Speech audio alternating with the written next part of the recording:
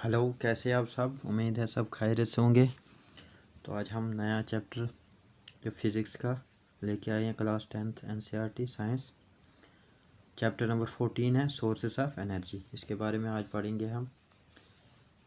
ये इंट्रोडक्शन है इसके बारे में कि क्लास 9th में आपने इसके बारे में फिजिकल केमिकल प्रोसेस पढ़ा है। जो भी चीज़ें वो आपने खुद पढ़नी है। मैं आपको पढ़ाऊँगा यहाँ से 14.1 से। ठीक। 14.1 क्या बोलते हैं? What is a good source of energy. Good source of energy क्या है, कौन कौन सी चीज़ें। ठीक है। What can then be considered a good source of energy. क्या चीज़ को हम कंसिडर करेंगे good source of energy. Question mark है, यानी ये चीज़ बतानी हमें। ठीक। We in our daily life, हमारी जो रोज़मर्रा ज़िंदगी है, अब इसके बारे में कौन कौन से गुड सोर्स ऑफ एनर्जी इसके बारे में पढ़ रहे हैं हम। Use energy from various source for doing work. हम बहुत सारे सोर्सेज से, वेरियस सोर्सेज जो हम एनर्जी का यूज़ करते हैं किसके लिए, कि हम उसके ज़रिए काम कर सकें। ठीक है। For doing work. We use diesel to run our trains. क्या बोल रहे हैं कि हम डीजल का इस्तेमाल किस लिए करते हैं, कि ट्रेन को हम चला सकें। ठीक है। ट्रेन के चलाने में हम डीजल का इस्तेमाल करते हैं। We use electricity to light our street lamps. जो स्ट्रीट लैम्प्स होते हैं उनको हम चलाने के लिए क्या इस्तेमाल करते हैं, इलेक्ट्रिसिटी। इलेक्ट्रिसिटी से फॉर्म है, एनर्जी है। ठीक। और we use energy in our muscles to cycle to school. तो साइकिल जब हम चलाते हैं उसमें मस्कुलर जो एनर्जी है वो लगती है मसल्स पे। ठीक है। स्कूल जाने के लिए। ठीक है। वहाँ पर भी एनर्जी का इस्तेमाल होता है। इसके बाद हम नेक्स्ट चलेंगे। नेक्स्ट क्या बोलते हैं, the muscular energy for carrying out physical work, electrical energy for running various appliances, chemical energy for cooking food or running a vehicle, all come from some source। तमाम जो किसी सोर्स से आते हैं, जितनी भी मस्कुलर एनर्जी हैं वो किसके लिए हमें यूज़ होती है, फिज़िकल वर्क जितना है, जैसे हम जिम जाते हैं, रनिंग करते हैं। ठीक है। एक्सरसाइज करते हैं, उसमें क्या लगती है, मस्कुलर एनर्जी फिज़िकल वर्क के लिए। अच्छा, इलेक्ट्रिकल एनर्जी किस लिए होती है, वेरियस अप्लायंसेस को चलाने के लिए। जैसे चीज़ें कोई भी चीज़ें हमारी हैं उनको किसके थ्रू चलती है, इलेक्ट्रिसिटी के साथ। जैसे बल्ब है, फ़ैन है, रेफ्रिजरेटर है। ठीक है। एसी है, ये है इन्वर्टर है। ठीक है। किसके थ्रू चलती है, ये इलेक्ट्रिसिटी के थ्रू। और तीसरा है chemical energy for cooking food और running a vehicle, all come from some source. ये तमाम कहाँ से आते हैं, सोर्सेज से। ये जो कुकिंग के लिए क्या कौन सी एनर्जी होती है यूज़, केमिकल एनर्जी। ठीक है। We need to know how do we select the source needed for obtaining energy in its usable form. हमें ये जानना है, हमें ये ज़रूरी है, इसकी ज़रूरत है कि जानना कि कैसे हम सेलेक्ट करें सोर्स जो हमें ज़रूरत पड़ती है किसके लिए, एनर्जी को ऑब्टेन करने में ले, कि इसको हम यूजेबल फॉर्म के कन्वर्ट कर सके। मतलब उसके लिए क्या क्या चीज़ें हमें करनी पड़ेगी। After going through the two activities above, जो एक्टिविटीज़ 14.1 और 14.2 उसके थ्रू क्या करें हम, क्या हुआ उसके थ्रू हमें क्या मिला सबक। We can see that the particular source of energy or fuel we select for performing some work depend on many different factors। बोल रहा है जितनी भी चीज़ें एक्टिविटीज़ ऊपर पढ़े हम किसी भी पर्टिकुलर सोर्स ऑफ एनर्जी या फ्यूल के लिए we select from performing some work, उसके लिए हमें कुछ वर्क परफॉर्म करना पड़ता है। और बोलता है वो किस पे depend, depending on different factor. वो डिपेंड किस करता है, मुख्तलिफ जो फैक्टर्स होते हैं उसके लिए रिस्पॉन्सिबल, वो उसके लिए उसी पे डिपेंड करते हैं। For example while selecting a fuel, जैसे ही हम किसको सेलेक्ट करते हैं फ्यूल को, we should ask ourselves the following questions, हमें अपने आप से ये जो नीचे दिए गए क्वेश्चन हैं पूछने पड़ते हैं। पहला, how much heat does it release on burning, जब हम इसको बर्न जलाएंगे तो इससे कितनी, how much heat does it release, कितनी हीट ये रिलीज़ करेगी, कितनी ज़्यादा हीट ये रिलीज़ करेगी। Does it produce a lot of smoke, क्या ये बहुत सारी स्मोक को प्रोड्यूस करेगी। इज़ इट ईज़ली अवेलेबल, क्या ये आसानी से हमारे पास अवेलेबल होगी। ये 3 क्वेश्चन हमारे दिमाग में हमें अपने आप से पूछने चाहिए जब भी हम किसी चीज़ को सेलेक्ट कर सकते हैं, जैसे एज ए फ्यूल इसने एग्ज़ाम्पल के तौर पे लिया है। ठीक है, ओके, चलो next. Can you think of 3 more relevant questions to ask about a fuel, अब ये बोल रहा है क्या आप सोचते हैं इसके बारे में 3 और रेलिवेंट क्वेश्चन, किसके बारे में, फ्यूल के बारे में। Give the range of fuels we have today, उसके रेंज दे दो जो हमारे पास आज फ्यूल है। What are the factor which would limit our choices when it come to a particular task like cooking our food, इसके लिए हमारे पास चॉइसेस जो भी हैं एक पर्टिकुलर टास्क करने, काम करने के लिए, जैसे लाइक कुकिंग आवर फूड। ठीक, question mark. Would the fuel selected also depend on the work to be done, क्या ये इस पर भी डिपेंड करता है कि जो हम काम इसके से करते हैं या कर चुके हैं। For example, would we choose one fuel for cooking and another for heating the room in winter, क्या बोल रहे हैं, क्या हम इसको चूज़ करते हैं, एक फ्यूल चूज़ कर सकते हैं एक फ्यूल को किसके लिए, कुकिंग के लिए, और दूसरे फ्यूल को किसके लिए, हीट करने के लिए, द रूम इन विंटर, सर्दियों में।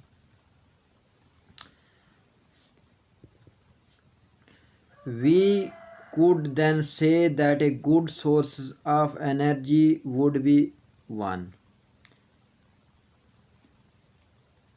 अब कौन कौन सा है, which would do a large amount of work per unit volume or mass, कौन सा जो है वो ज़्यादा काम करेगा पर यूनिट वॉल्यूम या मास।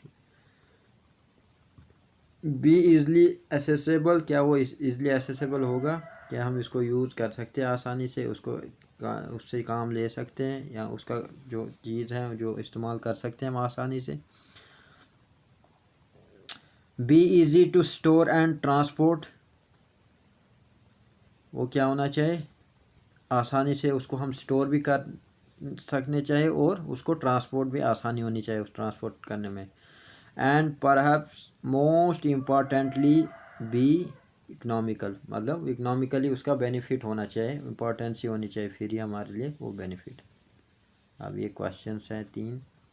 What is a good source of energy, what is a good fuel, good fuel क्या है, if you could use any source of energy for heating your food which one would you use and why, क्यों करेंगे और अगर करेंगे तो क्यों करेंगे, उसका रीज़न देना है।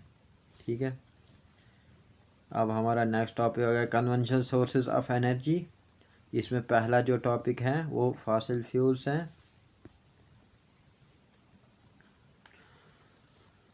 फॉसिल फ्यूल्स क्या हैं, conventional sources of energy, non renewable sources of energy भी इनको बोलेंगे हम, एग्जॉस्टेबल सोर्स ऑफ एनर्जी भी। ठीक है, इन ancient times would was the most common source of heat energy, लकड़ी जो है पुराने ज़माने में बहुत कॉमन सोर्स ऑफ एनर्जी होती थी। The energy of flowing water and wind was also use for limited activities, कुछ एक्टिविटीज़ के लिए जो पानी और इसका विंड का भी इस्तेमाल किया जाता था। विंड क्या होते हैं, moving air is known as wind. Can you think of some of these uses, क्या आप इनके यूजेस के बारे में बोल सकते हैं। The exploitation of coal as a source of energy made the industrial revolution possible, industrial revolution possible कब होता है, जब इस एक्सप्लॉयटेशन ऑफ किसका हुआ, coal as a source of energy. Increasing industrialisation had led to a better quality of life all over the world, जो जितना भी इंडस्ट्रियलाइजेशन हुआ, जितनी भी इंडस्ट्रीज़ बनी वर्ल्ड के अंदर, वो उससे क्या हुआ था, उससे ये हुआ, उसका रिज़ल्ट ये बना कि बेटर क्वालिटी ऑफ लाइफ बना। कहाँ? पूरी दुनिया के अंदर, ठीक है। ये ने लाइफ, जो क्वालिटी ऑफ लाइफ थी वो चेंज होगी। It has also cause the global demand for energy to grow at a tremendous rate, मतलब इससे ग्लोबल लेवल पे भी डिमांड एनर्जी की बढ़ गई बहुत सारा ट्रमेंडस रेट के अंदर, मतलब इसकी बहुत ज़्यादा ज़रूरत पड़ी पूरे वर्ल्ड के अंदर। The growing demand for energy was largely met by the fossil fuel. अब वो डिपेंड किस पे थे, वो किस पे डिमांड कर रहे थे, कौन सी एनर्जी, वो किससे हमें हासिल होती थी? फॉसिल फ्यूल्स, जैसे कोल एंड पेट्रोलियम। क्योंकि जब इंडस्ट्रियलाइजेशन हुआ उसकी वजह से क्या हुआ, ट्रांसपोर्टेशन भी बढ़ा और उसमें क्या फॉसिल फ्यूल का यूज़ इस्तेमाल हुआ, पेट्रोल का, ठीक है। और डोमेस्टिक लेवल पर भी इसका इस्तेमाल, ठीक है, नेचुरल गैस जैसे। Our technology were also developed for using these energy sources. जो हमारी टेक्नोलॉजी वो भी डेवलप हुई इनकी किसकी यूज़ करने से, इन जो हमारे पास जैसे ये दीज रिसोर्स, अब हम ऊपर पढ़ी ना फॉसिल फ्यूल, जैसे हमने इनकी वजह से हमारी डेवलपमेंट ज़्यादा हुई, टेक्नोलॉजी भी हमें बढ़ी है, ठीक। इंडस्ट्रियलाइजेशन उभरा इसकी वजह से, ग्लोबल लेवल पे भी इसकी मतलब इम्पोर्टेंस ज़्यादा होगी, ठीक है। But these fuels were formed over millions of year ago and there are only limited reserves. बोला ये इनको मिलियंस ईयर एगो, बहुत पहले मिलियंस ईयर एगो से ये बनी थी, और इनको जो अगर ये इनकी रिज़र्व की बात करेंगे वो भी लिमिटेड है, अगर इनको ज़्यादा यूज़ किया जाएगा ख़त्म हो जाएंगे, क्योंकि ये कन्वेंशनल सोर्स ऑफ एनर्जी है, non renewable source of energy, इनको मिलियंस ऑफ ईयर लगते हैं बनने में, इसलिए इनको एक सस्टेनेबल तौर पे यूज़ किया जाए। The fossil fuels are non renewable source of energy, so we need to conserve them. ये non renewable source of energy है, इनको हमें ज़रूरी है कि इसको कंजर्व रखें। If we were to continue consuming these sources at such alarming rates, अगर जिस रेट के हिसाब से हम चल रहे हैं, यूज़ कर रहे हैं सोर्स ऑफ एनर्जी को, we would soon run out of energy, मतलब हमारे पास ये एनर्जी जो है सोर्स ऑफ एनर्जी ये ख़त्म होने वाली, इससे हमारी जो इंडस्ट्री भी सब कुछ ठप हो जाएगा जब हमारे पास एनर्जी ख़त्म होगी। इसलिए इसका तरीके से यूज़ करना है, इसको बचाना जितना है, इसके जगह अल्टरनेटिव सोर्स ऑफ एनर्जी का यूज़ होना चाहिए। In order to avoid this, हाँ, इसको अगर अवॉइड रखना है तो इसके लिए क्या है, alternate source of energy were explore, क्या करना है, explore alternative source of energy, इसको जो इसके बदले यूज़ किया जा सके हम। But we continue to be largely dependent on fossil fuels for most of our energy burning fossil fuels has other our energy requirements, हमें जो इनकी बहुत ज़्यादा रिक्वायरमेंट है, मतलब इनकी डिपेंडेंसी बहुत ज़्यादा है, इसलिए हम इनको इस्तेमाल करना कंटिन्यू चल रहा है, जिसकी वजह से हम ये बोलेंगे कि हम इसको यूज़ ही नहीं करेंगे, ऐसा मुश्किल है, क्योंकि पूरी डिपेंडेंसी इन पे है। Figure 14.1 pie chart showing the major source of energy for our requirement in India. India की बात करें, कोल इतना है, सबसे ज़्यादा रेड कलर जो दिखाया है, ठीक है,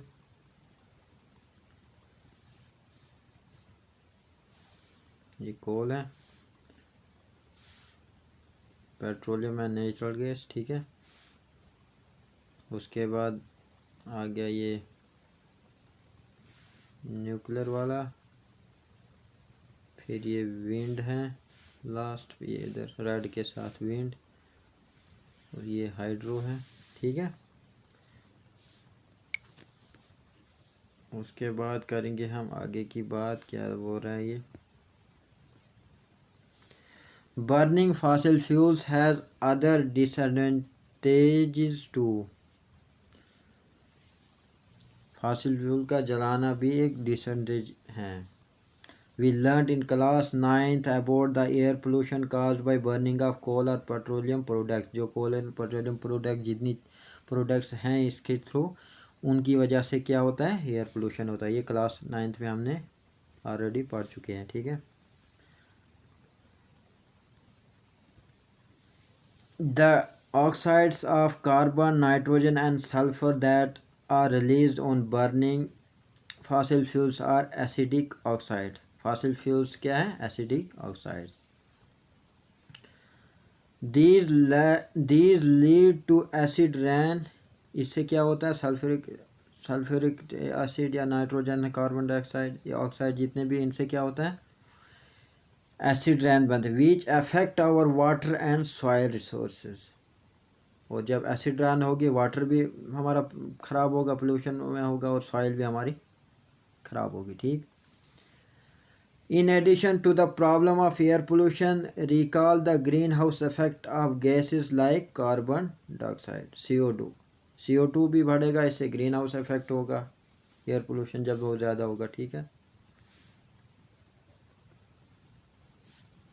The pollution caused by burning fossil fuels can be somewhat reduced by increasing the efficiency of the combustion process and using various techniques to reduce escape of harmful gas and ashes into the surrounding। जो हम surrounding में जितने भी ashes बनते, ashes या gases harmful escape होते हैं, उनको हम reduce करने के लिए हमारे पास कुछ various techniques use करनी चाहिए, ठीक है। और ये एफिशिएंटली कम्बशन प्रोसेस भी होना चाहिए, जिसकी वजह से ये कम हो और हमारा इन्वायरमेंट सेफ रहे, ठीक है। Beside being use directly for various purpose in gas stoves and vehicles, do you know fossil fuels are the major fuel use for generating electricity using major role है इसका, ठीक है। Let us produce some electricity at our own small plant in the class and see what goes into producing our favorite form of energy। हम class में एक काम करेंगे कि इलेक्ट्रिसिटी प्रोड्यूस करेंगे, ठीक है।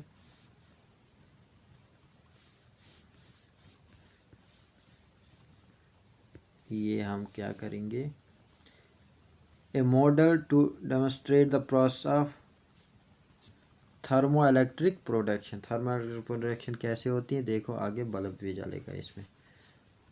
एक हम प्रेशर कुकर लिया, उसमें नीचे से हीट दी हमने, ठीक है। और ये है स्टीम पाइप, यहाँ से स्टीम यहाँ जा रही है, और उस स्टीम से क्या होता है, tennis ball fitted vane metal sheets, और यहाँ पे ये लगाया गया, इससे क्या है, ये घूमेंगे। और यहाँ पे है डायनामो, इससे जब यहाँ पे हम लगाएंगे, यहाँ पे इलेक्ट्रिसिटी जो है, थर्मल इलेक्ट्रिसिटी जो प्रोड्यूस होती है और यहाँ जमा होती है इस मोटर के अंदर, तो यहाँ पे इसको तार लगा के बल्ब जलता है, ठीक है।